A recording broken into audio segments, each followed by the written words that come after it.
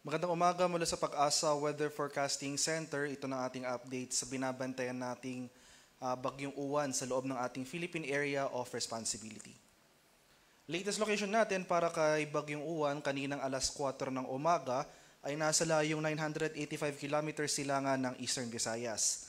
May tagla itong lakas ng hangin na malapit sa gitna na umaabot ng 130 kilometers per hour, pagbugso na umaabot ng 160 kilometers per hour. Yung movement nito sa kasalukuyan ay west-northwestward sa bilis sa 25 kilometers per hour. Ngayong araw magsisimula na tayong makakaranas ng masungit na panahon dito sa silangang bahagi ng Luzon and Visayas. And Metro Manila at malaking bahagi ng ating bansa, makakaranas na rin tayo ng maulap na kalangitan at mataas sa tsansa ng mga kalat-kalat na pag-ulan since may kalawakan nga yung radius ni Bagyong Uwan. Ito yung ating latest track and intensity forecast kaninang alas 5 ng umaga. Makikita natin wala naman tayong significant na naobserbahang changes sa ating track scenario as compared sa ating previous issuance sa ating 11 PM bulletin kagabi. Ganoon pa rin ating scenario nakikita, magpapatuloy yung generally westward or west-northwestward na paggalaw ni Bagyong Uwan sa mga susunod na araw. Pero patuloy nga itong lalakas or mag-intensify up to a super typhoon category prior to its possible landfall dito sa northern portion ng Aurora or southern portion ng Isabela bukas ng late evening or sa madaling araw ng Lunes. So prior to landfall ay lalakas pa itong intensity nitong si Bagyong Uwan at up to super typhoon category nga yung peak intensity na ating nakikita. Makikita na rin natin na may kalawakan yung radius nitong mga malalakas na hangin na dulot ng bagyo. Makikita natin dito sa ating track forecast itong malaking bilog na shaded ng yellow. Ito yung area na kung saan saklaw or ito yung area na kung saan mararanasan natin yung mga malalakas na hangin na dulot ng bagyo. So kung iti-take into account natin yung movement ni Bagyong Uwan sa mga sunod na araw as well as yung malaking radius na ito, makikita natin malaking bahagi ng ating bansa ay mararanasan yung malalakas na bugso ng hangin in the coming days. And after its landfall over possibly southern Isabela or northern Aurora, ay itratraverse ito or babaybayin ang mainland Luzon landmass. And by Monday morning or afternoon ay nasa West Philippine Sea na itong sentro ni Bagyong Uwan. At dahil lang may kalawakan itong mga malalakas na hangin itong bagyo, kaninang alas 5 ng umaga, nagtaas tayo ng Tropical Cyclone Wind Signal number 2 sa Catanduanes, eastern and central portions ng northern Samar, northeastern portion ng Samar at itong northern portion ng eastern Samar. Makikita natin ng maraming areas pa rin na nagtaas rin tayo ng signal number 1. So as of 5 AM, may signal number 1 tayo dito sa Cagayan, Babuyan Islands, Isabela, Quirino, Nueva Vizcaya, Apayao, Abra, Kalinga, Mountain Province, Ifugao, Benguet, Ilocos Norte, Ilocos Sur, La Union, Pangasinan, Aurora, Nueva Ecija, dito sa may Bulacan, Tarlac, Pampanga, Zambales, Bataan, dito sa Metro Manila, Cavite, Laguna, Batangas, Rizal, dito sa may Quezon, including Pulilio Islands, Camarines Norte, Camarines Sur, Albay, Sorsogon, Masbate, kabilang ang Ticao at Burias Islands, sa may Romblon, Oriental Mindoro, Occidental Mindoro, kabilang ang Lubang Islands, dito sa may Calamian Islands, nalalabing bahagi ng Northern Samar, rest of Samar, rest of Eastern Samar, sa may Biliran, Leyte, Southern Leyte, northeastern portion ng Bohol, northern and central portions ng Cebu, itong northern portion ng Negros Occidental, northern and central portions ng Iloilo, sa may Capiz, Aklan, northern and central portions ng Antique, kabilang ang Caluya Islands, Dinagat Islands, at Surigao del Norte. Kaya sa mga nabanggit ko pong lugar, especially itong areas under wind signal number 2, within the next 24 hours, itong areas na may wind signal number 2, makakaranas tayo ng malalakas na bugso ng hangin na dulot ng papalapit na bagyo. Samantala ito namang areas under wind signal number 1, yung lead time natin ay 36 hours. So within the next 36 hours, makakaranas rin tayo ng mga malalakas na hangin na dulot ni Bagyong Uwan. So dahil nga prior to landfall ay mag-intensify pa ito up to a super typhoon category, yung highest wind signal na posible nating i-issue para kay Bagyong Uwan ay wind signal number 5. So asahan natin sa mga sunod na araw, habang papalapit itong bagyo, ay mas marami pang areas yung mag-issue tayo ng wind signal sa mas marami pang areas. Possible mag-elevate na rin tayo ng wind signal sa mga sunod na araw up to wind signal number 5. So maghanda tayo sa mga malalakas na hangin, posibleng mapaminsalang hangin na ating inaasahan, especially sa mga areas na kung saan magla-landfall or magiging pinakamalapit dito sa sentro ni Bagyong Uwan. Mapaminsalang hangin, so ibig sabihin, asahan natin yung significant damages sa ating mga infrastructure, especially mga buildings na gawa sa light materials, and after its passage sa Luzon area, asahan natin yung disruption sa ating mga public services such as public transportation.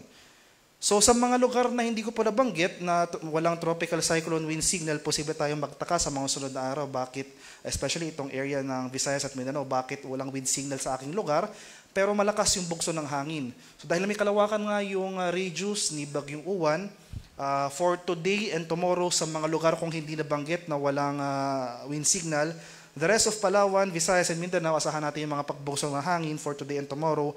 Pagsapit naman ng Lunes, habang nasa West Philippine Sea na itong sentro ni Bagyong Uwan, makakaranas pa rin tayo ng gusty conditions over Luzon and Visayas. So take note, ito yung mga areas na walang wind signal.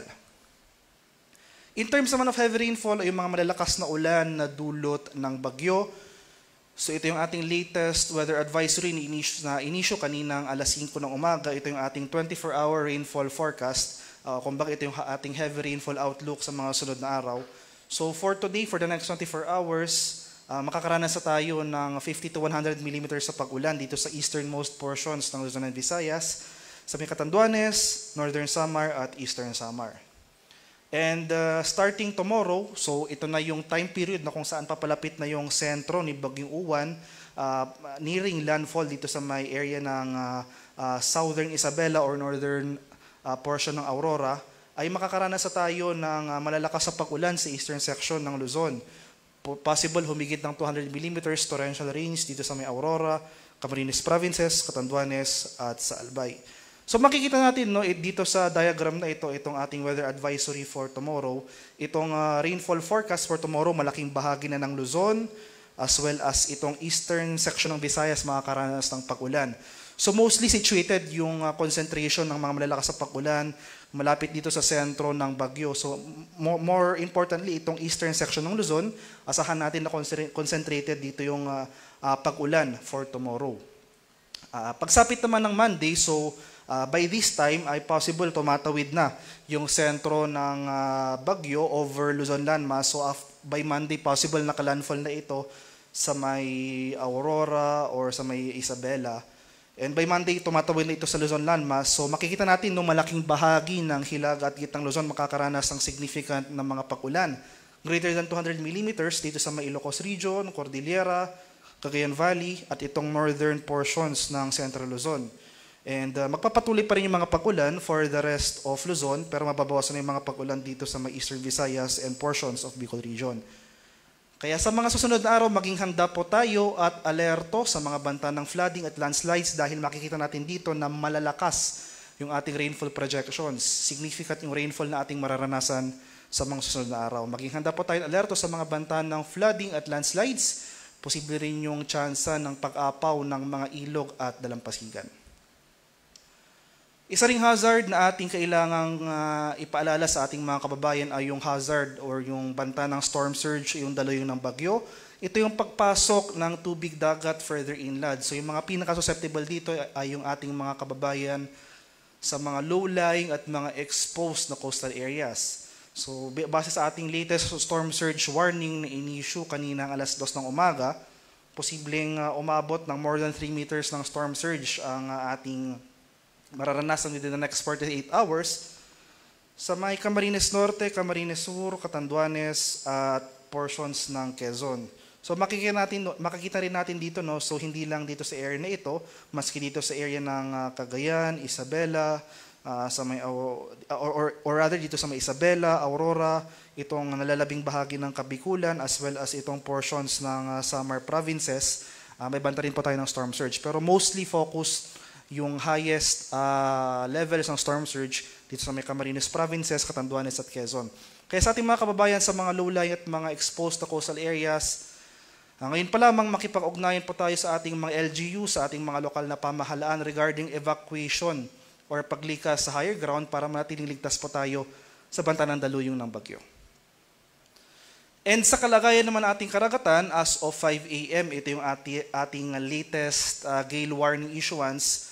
So makikita natin malaking bahagi na ng eastern seaboards ng Visayas as well as itong northern and eastern seaboards ng Luzon, may nakataas na po tayong gale warning. So may gale warning na nakataas sa Catanduanes, Northern Samar, eastern coast ng Eastern Samar, dito sa Cagayan, Babuyan Islands, Isabela, Aurora, northern and eastern coasts ng Quezon, Camarines Norte, northern coast ng Camarines Sur, eastern coast ng Albay, at itong eastern coast ng Sorsogon. Kaya sa mga nabagit ko pong lugar, suspended po muna yung sea travel over these areas dahil may gale warning nga tayo na nakataas in anticipation sa matataas na alon na dulot ng papalapit na bagyong Uwan. Sa nalalabing seaboards naman ng ating bansa, na walang gale warning ay katamtaman hanggang sa maalong karagatan ang ating inaasahan. Kaya iba yung pag-ingat pa rin sa ating mga kababayan na maglalayag over these areas. At ano nga ba yung ating mga kailangang gawin para sa paghahanda sa papalapit na bagyong Uwan? So unang-una makinig ng balita at mag-monitor sa mga updates sa pinapalabas ng Pag-asa. So sa ngayon, every 6 hours yung issuance natin ng tropical cyclone bulletins para sa bagyong ito. Pero kung papalapit na ito and possible mag-landfall within the next 24 hours ay mas dadalas na yung ating issuance. Magiging every 3 hours na po yung ating pag-issue ng tropical cyclone bulletins. So sa mga susunod na araw, kung malapit na yung, especially kung malapit na itong sentro ng bagyong Uwan sa ating bansa at makakaranas na tayo ng mga tuloy-tuloy na pag-ulan, mag-monitor rin tayo ng mga localized advisories na ini-issue ng ating mga kasamahan sa Pag-asa Regional Services Divisions, yung mga heavy rainfall warnings or rainfall advisories. So, may pangalawa, magkaroon po tayo ng community at family plan. So, makipag-ugnayan sa ating lokal na pamahalaan and magkaroon rin ng plano up to the family level. So, for example, kung ganito na yung kalagayan o yung sitwasyon ng panahon sa labas ng ating tahanan, ano na ba yung dapat nating kailangan gawin? So, yung pangatlo at pang-apat ay maghanda po tayo ng emergency kit o yung mga go bag na naglalaman ng mga essential nating kailangan. Wherein kung kailangan na kasi nating lumikas agad or mag-evacuate sa itinakdang evacuation center, ay mabilis po yung ating paggalaw, yung ating response. Para sa karagdagang impormasyon tungkol sa ulat panahon, especially nga yung ating mga ini-issue'ng tropical cyclone bulletins and yung mga localized warnings, mga heavy rainfall warnings or rainfall advisories, ay i-follow kami sa aming social media accounts at DUST_Pag-asa. Mag-subscribe na rin kayo sa aming YouTube channel sa DUST Pag-asa Weather Report at palanging bisitahin ang aming official website sa pag-asa.dust.gov.ph at panahon.gov.ph. At yan lamang po ang latest mula dito sa Pag-asa Weather Forecasting Center. Magandang umaga sa ating lahat. Ako po si Dan Villamil Lagulat.